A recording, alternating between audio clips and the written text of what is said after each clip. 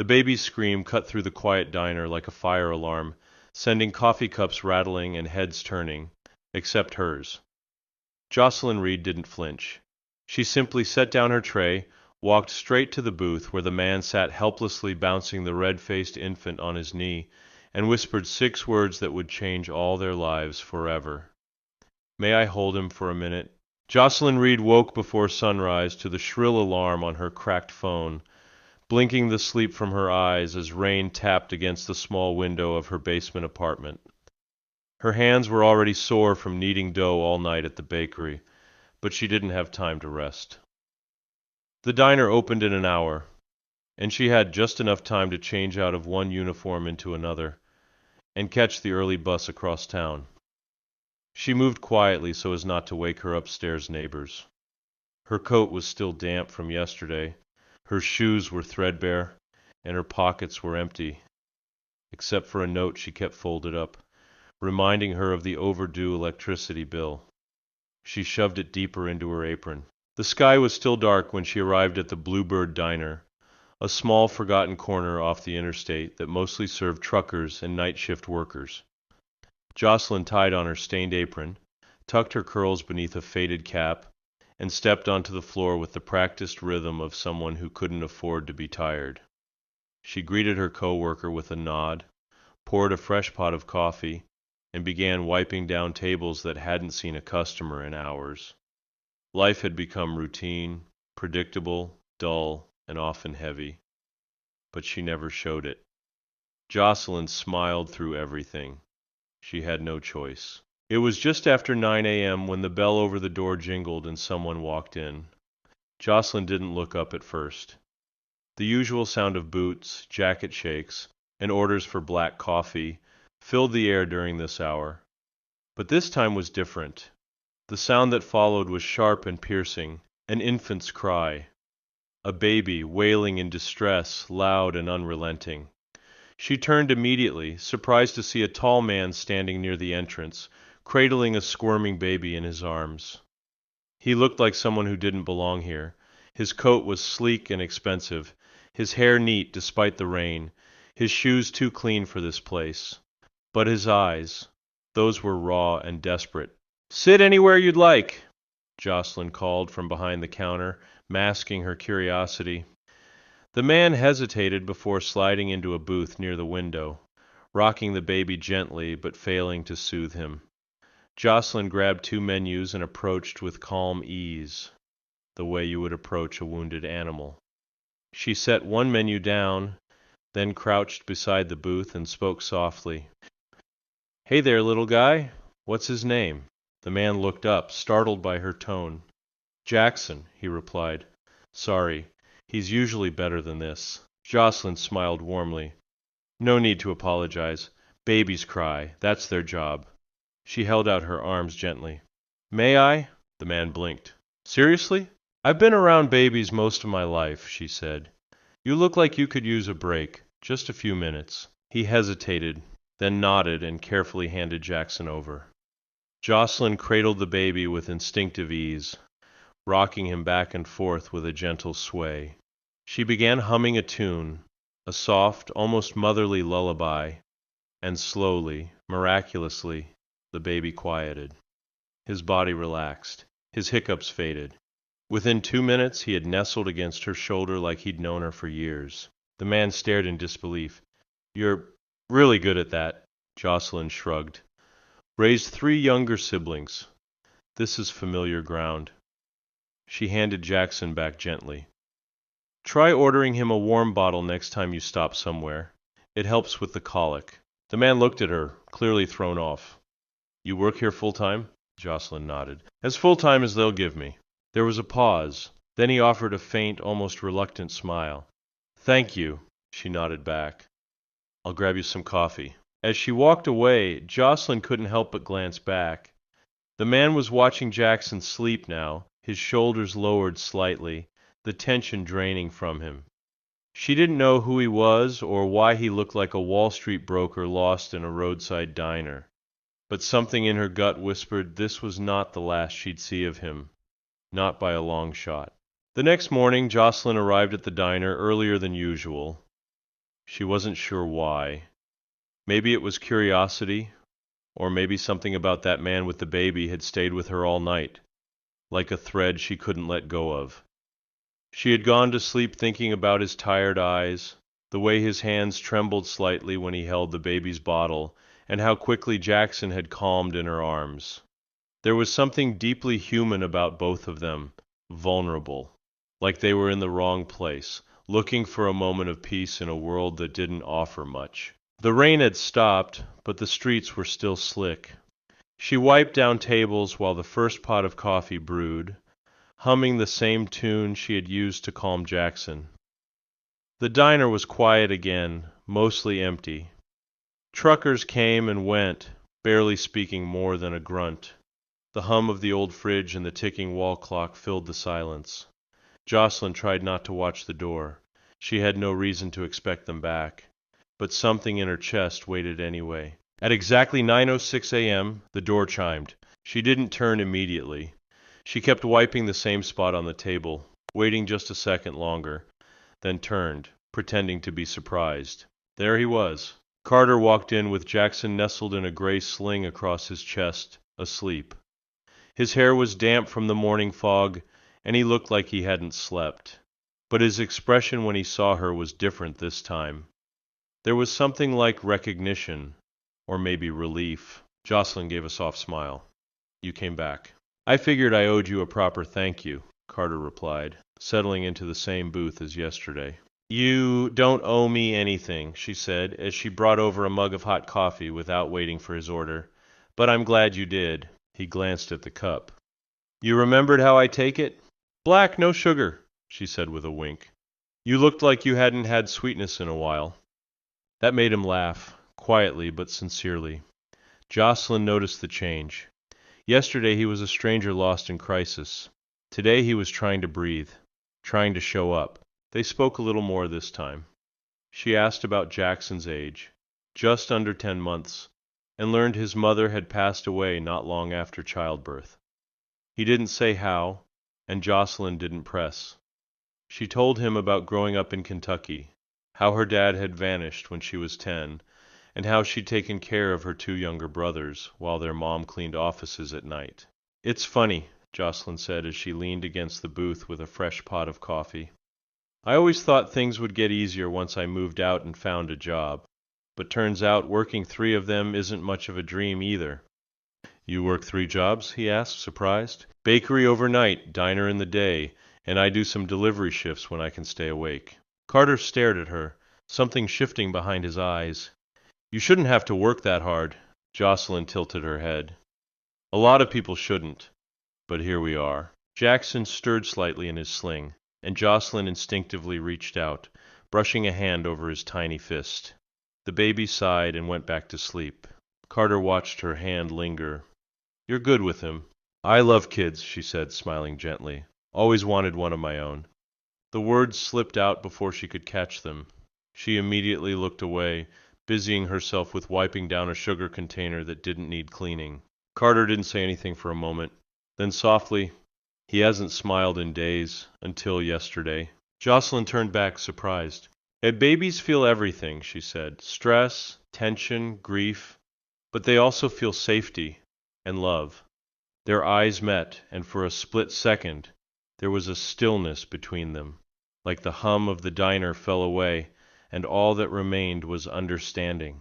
Not attraction, not infatuation. Something deeper. Recognition. Then the door opened, and a group of college kids burst in laughing, demanding menus and milkshakes. Jocelyn smiled, broke the gaze, and reached for her notepad. Duty calls. Carter nodded. Thanks again. As she turned to leave, she paused and glanced back. If you come back tomorrow, I make the best blueberry pancakes in this town. He gave a faint smile. We'll see. But she knew he would, and she'd already saved him a booth. 3 days passed, and Carter returned every morning without fail. Always the same booth. Always with Jackson tucked close to his chest. The routine became comforting in a way Jocelyn hadn't expected. He never offered much personal information, and she never pried. Still, with every conversation, With every smile exchanged over a cup of coffee or a baby's sleepy coo, something quiet and unspoken began to settle between them. It wasn't romance, not yet, but it was something fragile and growing. Jocelyn started arriving earlier, making sure their booth was clean and the coffee was fresh. She found herself humming more often, sometimes without realizing it. Even the regulars noticed. "You've been smiling more lately, Joe," old Mr. Langley joked one morning as she poured as usual. "You in love or just finally lost your mind?" "Maybe both," she quipped back, laughing it off, but her cheeks flushed. Because the truth was, she felt something waking up inside her, something she hadn't felt in a long time. Safety, warmth, hope. On the fourth day, as she poured Carter's coffee, he handed her a folded $20 bill. She started to protest, but he shook his head. "It's not a tip," he said. "It's for your pancakes. They're not on the menu, but I've been thinking about them for 3 days." She grinned. "Well, then they'll be extra fluffy." While the food cooked, she slipped into the booth across from him briefly, something she never did with customers. But Carter wasn't just a customer anymore, and Jackson had fallen asleep with a soft snore against his father's chest. "I still don't know what you do for a living," she said casually. Carter looked down at his coffee, then up at her. "Let's just say, I used to work in an industry that pays people to keep secrets." "CIA?" she teased. "Close," he said with a cryptic smile. "Finance.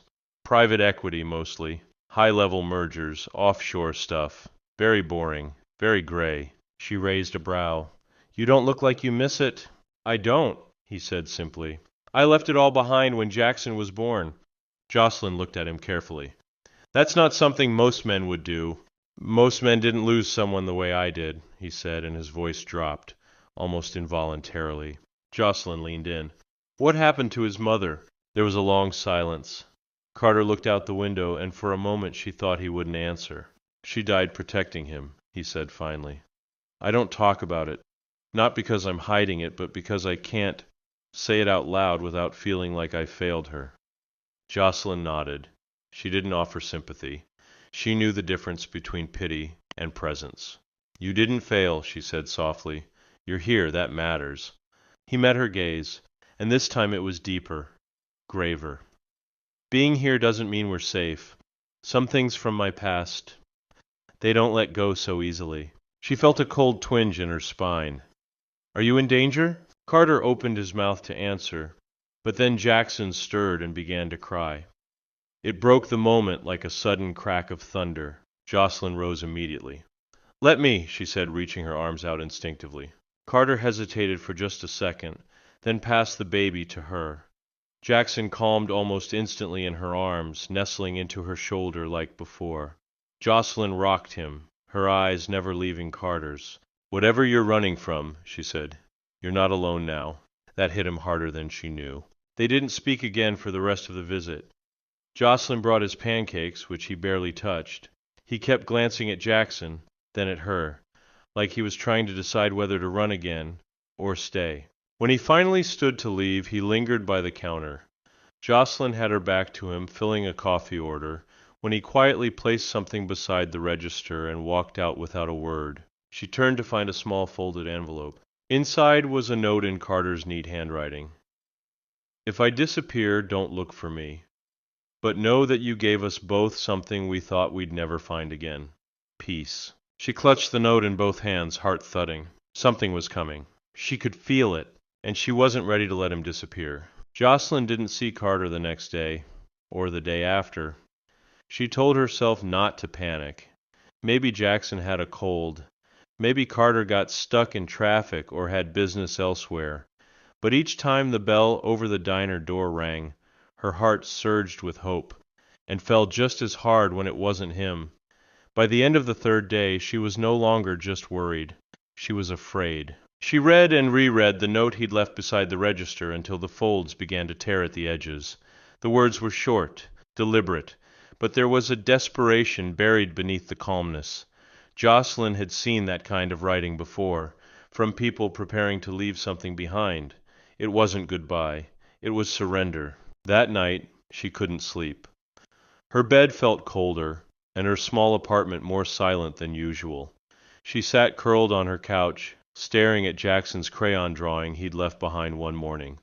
A shaky stick figure with wild curls and a big smile, labeled Joe. A baby's attempt at affection, a memory now. Her stomach turned with unease. At 2:34 a.m., a soft knock came at her front door. 3 slow taps. She froze. No one ever visited her. Not this late. Not ever. She moved carefully, barefoot, reaching for the small crowbar she kept beneath the sink for emergencies. She cracked the door open just enough to peek through. A man stood there, hood up, one eye swollen, blood on his temple. Carter. He swayed slightly as if about to collapse. "Jocelyn," he said hoarsely. I didn't know where else to go. She yanked the door open. "Oh my God, Carter, what happened? Where's Jackson?" He stumbled inside and she helped him to the couch. His coat was torn and his shirt stuck to his side with dried blood. He looked like he hadn't slept in days. "They took him," he whispered. "They found us." Her hands trembled as she knelt in front of him. "Who took him? What are you talking about?" Carter leaned forward, gripping his head. "My father's company. Blake Enterprises. I used to be one of them. When I left, I took something. Proof of what they were doing. Illegal deals, trafficking, offshore experimentation using children's biometric data. I didn't know Jackson's mother had copies. After she died, they came after me. But I stayed hidden. I erased everything. I used fake names. I thought I was safe." Jocelyn's heart pounded as the pieces began to fall into place. "They got into the safe house 2 nights ago. I left him with a nanny while I tried to secure new IDs. I came back, and she was gone. So was he." "Oh my God," she breathed. "You think they're using him?" "They don't want him. They want leverage. They know he's all I have." Jocelyn's eyes brimmed with tears. "What can I do? Tell me what to do." Carter looked at her, his voice breaking. "I didn't want to drag you into this, but you're the only person I trust now. I need your help." She stood, already grabbing towels and a first aid kit. "Then we start with cleaning you up, and then we find your son." He looked at her like she was unreal, like no one had ever stood by him before. As she gently wiped the blood from his temple, Jocelyn whispered, "You don't get to run anymore, Carter. Not without me." That night, they stayed awake side by side, poring over every detail Carter could remember. Names, addresses, passcodes, aliases. Jocelyn's diner uniform still hung on the wall, but she wasn't a waitress anymore. She was about to become something else entirely. The following morning brought no sunlight, just a thick gray fog that clung to the streets like a warning. Jocelyn barely noticed. She was too focused, too alive in a way she hadn't felt in years. Gone was the quiet waitress waiting for someone to show up. Now she was moving with purpose, her hands scribbling notes from Carter's whispered recollections, her mind racing faster than her fear. Carter, though weakened, was sharper than ever. He sketched floor plans from memory, listed names and shell companies connected to his father's corporation, and showed her encrypted files stored on a secure drive disguised inside a baby rattle. It was all surreal, but Jocelyn didn't blink. She was in this now. They sat in her cramped kitchen, Carter's laptop open on the table, displaying confidential financial records, and signed contracts implicating Blake Enterprises in dozens of illegal activities. Her hands clenched when she saw the children's facility name, River Pines Recovery Home. The file said it was a rehabilitation center for vulnerable children. But Carter's voice cracked when he explained what it really was. A private clinic running biometric experiments on babies born in overseas conflict zones. Jackson had been born on the run. He wasn't just Carter's son. He was a loose thread in a very expensive secret. "I need to get into that facility," Carter said. "It's the only way." "You can't just walk into something like that," Jocelyn said. "They'll recognize you. They might even be expecting you." "That's why I need you," he replied quietly but firmly. "They don't know you." She stared at him, stunned. "You want me to go in?" as a donor or a curious volunteer. Say you're looking to support a children's nonprofit. You'll get the tour. If you can get into the lower levels, maybe find where they're keeping him. What if I get caught? She asked, her voice trembling. Then I come in shooting, Carter said darkly, eyes like steel. But I pray it doesn't come to that. Jocelyn exhaled slowly.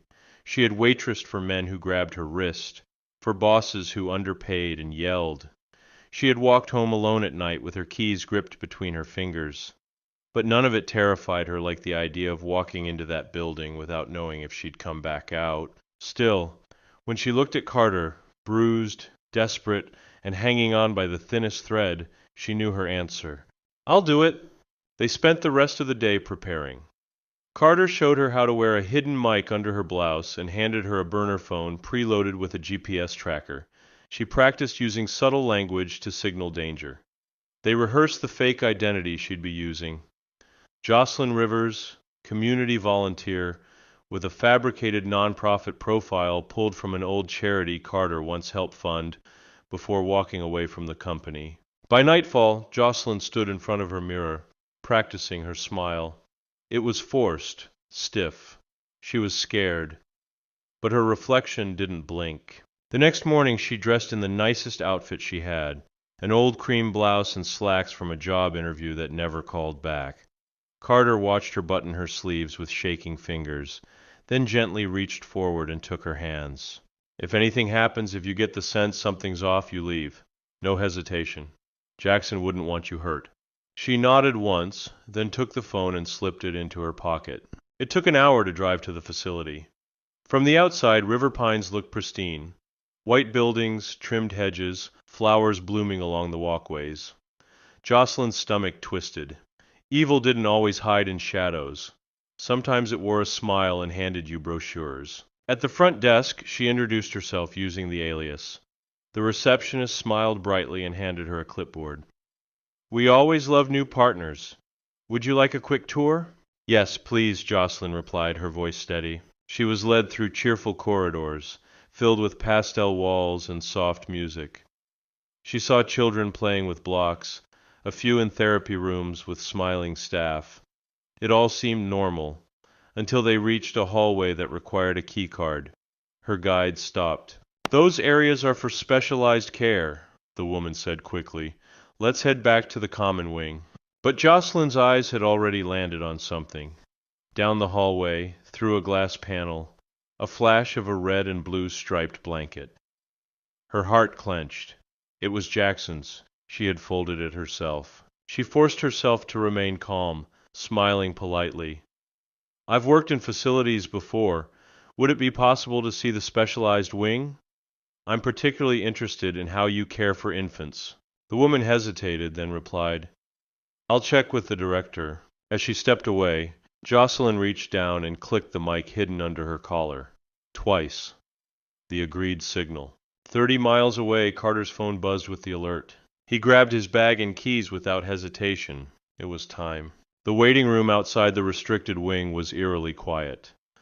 Jocelyn sat on a plush beige couch, trying to appear relaxed as she scanned the room for exits, cameras, anything unusual.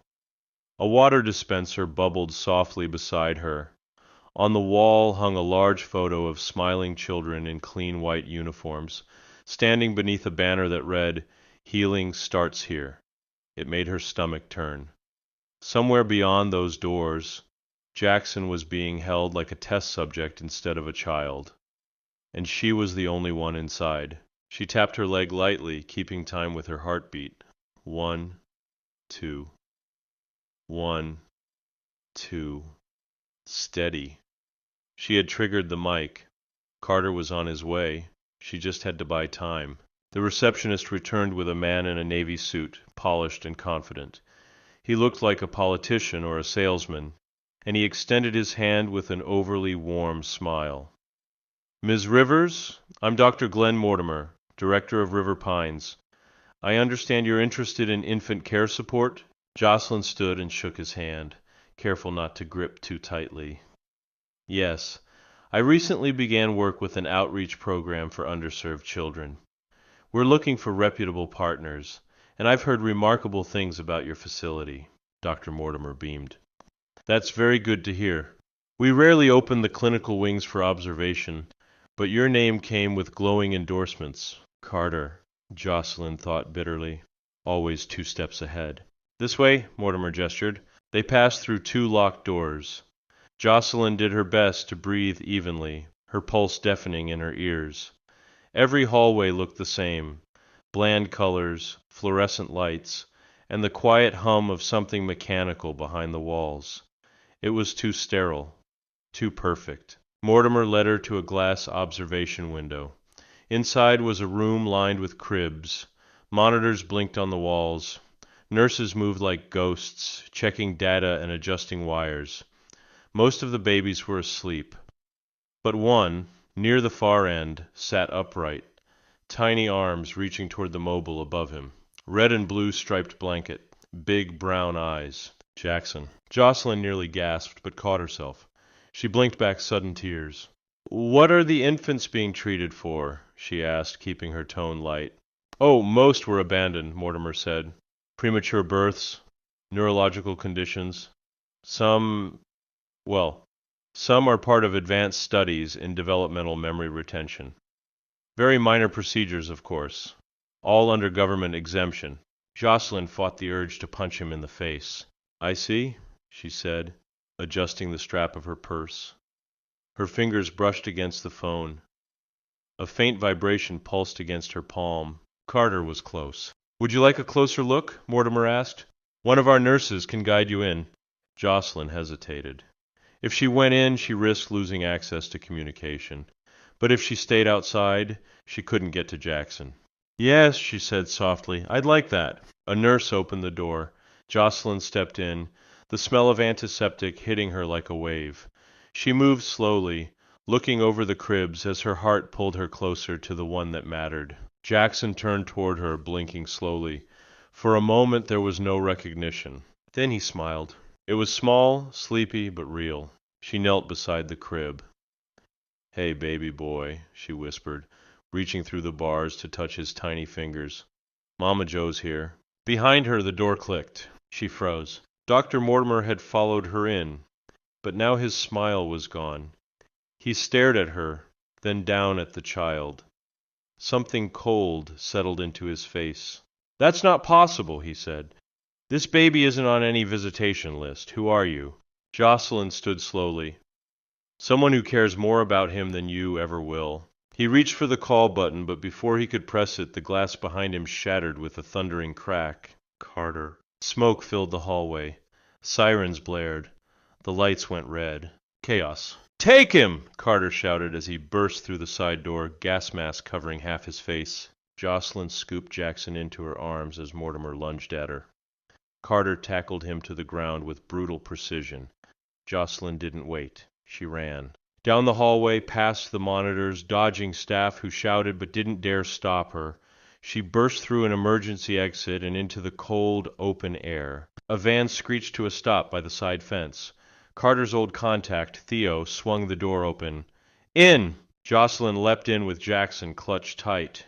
Carter followed seconds later, slamming the door behind him. The van peeled away as sirens screamed in the distance. Jocelyn held Jackson to her chest, his little hands gripping her collar, his head tucked against her heart. He was safe. For now. The drive through the mountains was silent except for the sound of Jackson's soft breathing and the occasional cough from Carter, who hadn't said a word since they left the facility. Jocelyn sat in the back seat of the van, cradling Jackson tightly, as if letting go might make him vanish again. He had cried for a few minutes after the escape, but had quickly calmed in her arms, recognizing her scent, her warmth, her voice. She whispered lullabies through tears she didn't even realize were falling. Every few seconds she checked him again. Fingers, cheeks, eyes, making sure he was really there, really safe. Theo, Carter's friend and former military contact, drove with steady nerves, occasionally glancing at them through the rearview mirror. They took winding back roads that twisted through tall trees and cliffsides until, after 2 hours, the van stopped outside a secluded cabin buried deep in the woods. Snow still blanketed the ground in patches despite the spring sun, and everything around them was hushed with mountain silence. Carter finally spoke as they stepped out. "We'll be safe here. No signals, no drones, no roads for 5 miles in any direction." Jocelyn looked at him. He looked more broken than before, exhausted, but there was something else, something new. Like the part of him that had been frozen was finally cracking. Inside, the cabin was simple but warm. A fireplace crackled to life. Theo took a position near the window with a rifle across his lap, watching the trees with the focus of a man who knew how easily peace could shatter. Jocelyn sat on the couch, rocking Jackson, as Carter knelt in front of them. "I'm sorry," he said quietly. "I never meant for you to be part of this." "You said that before," Jocelyn replied, "but you didn't force me. I chose this." Carter stared at her. "I thought I lost him forever. I was preparing myself for it. I told myself I had no right to cry if he disappeared, that I deserved it for dragging him into the world I ran from." She shook her head. "You saved him, Carter, again and again, even when it cost you everything." He swallowed hard, emotion tightening his jaw. "There's something I need to tell you." Jocelyn's heart paused. "My name isn't Carter Blake," he said. "That was the alias I created when I went off the grid. My real name is Elijah Carter Langston." She blinked. "Langston, as in Langston Holdings?" He nodded. "I was the heir. I was supposed to take over the empire, but when I found out what they were doing, what they built behind polished doors, I tried to destroy it. I failed. Then Jackson was born, and suddenly they had leverage." Jocelyn absorbed the truth slowly. It made sense now. The secrecy, the skills, the resources, the paranoia. Elijah hadn't just walked away from a job. He had walked away from a billion-dollar empire, one built on lies. "And your father?" she asked. "He's still running the company, but we have enough now. Files, signatures, footage from the facility. Thanks to you." Jocelyn lowered her eyes to Jackson. "So what now?" "We go public," Elijah said. "We leak everything. Names, accounts, testimonies. But we do it the right way, with protection, and we make sure Jackson never has to look over his shoulder again." Theo nodded from the window. "I have contacts at the Bureau, ones who still care about law more than politics. We'll get it out clean." The next few days were spent preparing. Jocelyn documented everything she had seen inside River Pines. Elijah decrypted the rest of the drive and assembled evidence packages. Theo built a secure network to route the leak anonymously. They barely slept, but they were no longer running. They were fighting back. One evening, as the sun dipped below the tree line, Jocelyn stepped outside with Jackson nestled against her chest in a wool blanket. Elijah followed, watching as she looked out across the mountains. "I never thought I'd be here," she said. "Not in a cabin, not holding a baby that isn't mine, not standing next to a man who was born into power and walked away from it." "You're more of a mother to him than anyone has ever been," Elijah said quietly. Jocelyn turned to him. "And what about you?" He took a deep breath. "I want to be the man he can look up to, not the one I was born to be, but the one I chose to become." She searched his face for a long moment, then reached for his hand. Jackson stirred slightly in the blanket between them, and in that quiet, in the safety of the wilderness, and the warmth of two people who had nothing left to lose, Jocelyn realized they weren't just running anymore. They were building something new. The morning they leaked the files, the entire world shifted. Theo sent the encrypted package to multiple investigative journalists, government watchdog groups, and child welfare organizations all at once. Within hours, news outlets across the country broke the story. "Whistleblower reveals child exploitation at billion-dollar corporation," scrolled across TV screens. River Pines was exposed, along with its ties to Langston Holdings. The names of the board members, financial records, and security footage of infants being used for biometric testing were undeniable.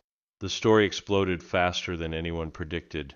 Elijah watched it all unfold from the cabin, standing in front of the flickering TV with Jackson asleep on his shoulder and Jocelyn sitting quietly beside them.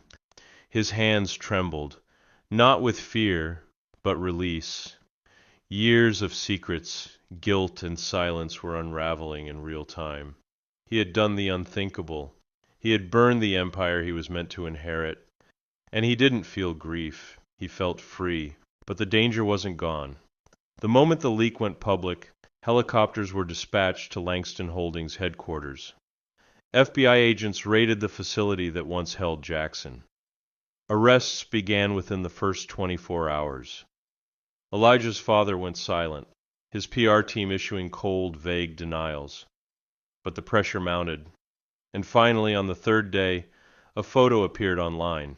Elijah's father being led in handcuffs into a black SUV, his face pale and lifeless. Jocelyn gasped when she saw it. Elijah didn't blink. The cabin grew quiet after that. The storm had passed, but it left everyone changed. That evening, Jocelyn stood by the fire, rocking Jackson while Elijah cleaned up the kitchen. She looked over her shoulder at him, at the way he moved, calmer now, more present, as if the years of burden had finally lifted. He caught her watching. "What?" She hesitated. "What happens now?" He dried his hands and walked over. "Now we live," she smiled softly. "And how do people like us do that?" He reached out and touched Jackson's small hand where it peeked out from the blanket. "We don't run. We raise him. We build something better. For him. For us." Jocelyn's heart ached in the most beautiful way. She leaned into him slowly, and for the first time their lips met. Gentle, uncertain, but full of truth. It wasn't rushed. It wasn't desperate. It was healing. The following month, Elijah bought a small house on the edge of a quiet town under his real name. No more aliases. No more hiding. Jocelyn enrolled in a childhood development program at the local college. Elijah volunteered at a legal aid center, helping others who were trying to escape systems built to crush them. And Jackson, with his chubby hands and ever-growing curiosity, was finally free to grow up in peace. On a warm spring afternoon, the three of them sat under a willow tree in their backyard. Jocelyn lay on a picnic blanket, reading a book aloud, while Jackson crawled across the grass toward a ladybug. Elijah sat beside them, one arm around Jocelyn, the other holding a camera he barely used anymore. "Say cheese," he said softly, snapping a photo as Jackson turned with a smile full of teeth and drool. Later that night, Elijah printed the photo and placed it inside a frame. Beneath it, he scribbled a note. "The day we stopped running." And this time, the peace wasn't fleeting. It was real. It was theirs. In my view, the ending of this story is both profoundly earned and quietly powerful. It doesn't rely on grand gestures or over-dramatized heroics. Instead, it finds its strength in the simple act of choosing love, truth, and family over fear and legacy. What began as a random moment in a small-town diner, a waitress comforting a crying baby, unfolded into something far greater. A healing of generational wounds, a rebellion against corruption, and the building of an unexpected but deeply meaningful home. Elijah's transformation from a hunted heir into a present devoted father shows that redemption isn't about erasing the past, but facing it with integrity. And Jocelyn, who started as a woman surviving on scraps and kindness, becomes a fierce protector, a moral compass, and a co-architect of a new life. The fact that she never needed to be rescued, but instead became part of the rescue, gives the story a sense of justice that's both emotional and empowering. The final image, Jackson laughing in the sunlight while his parents watch with quiet joy, reminds us that the greatest victories are sometimes not in courtrooms or headlines, but in the soft, everyday moments where love finally replaces fear. That's what makes this ending not just happy but deeply human.